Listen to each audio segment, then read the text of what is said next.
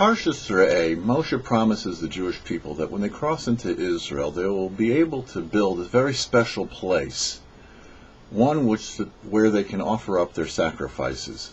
That, of course, is the Temple Mount, where the temple was built by King David, and the succeeding one was built by Ezra the Sofer. When Mashiach comes, one of the qualifications is that temple be rebuilt. And as we say weekly and on the holidays, in the Musaf and the additional prayers, take us back so that we can offer up the sacrifice of that specific day. The question has been asked, do we really want to go back to sacrificing animals? Haven't we gone away from that? It was good back then, 2,000 years ago, 3,000 years ago. That was the mode in which people worshipped. But now we've improved. We don't need to do that. Why go back? The word in Hebrew for sacrifice is korban. It means to come close. The animal sacrifices provided a vehicle like no other for establishing a relationship with the Almighty. The Almighty, we're told, wants to establish a relationship with us, as it says that there is a voice that rings out from Sinai and proclaims, "Woe to me, when will my children return to me?"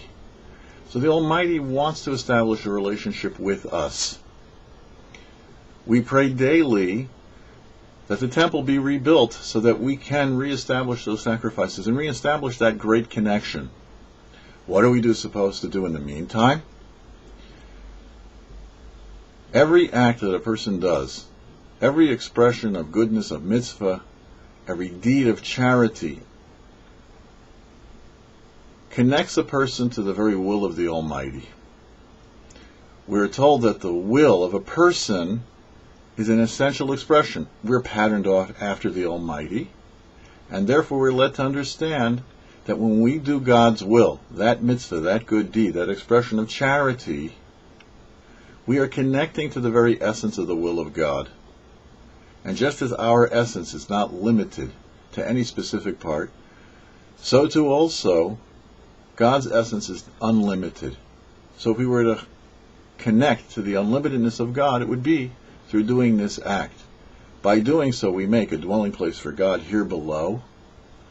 Ultimately, we will again be gathered back to Jerusalem with the building of the third temple, which will be an everlasting edifice, led by the Mashiach and the revival of the dead.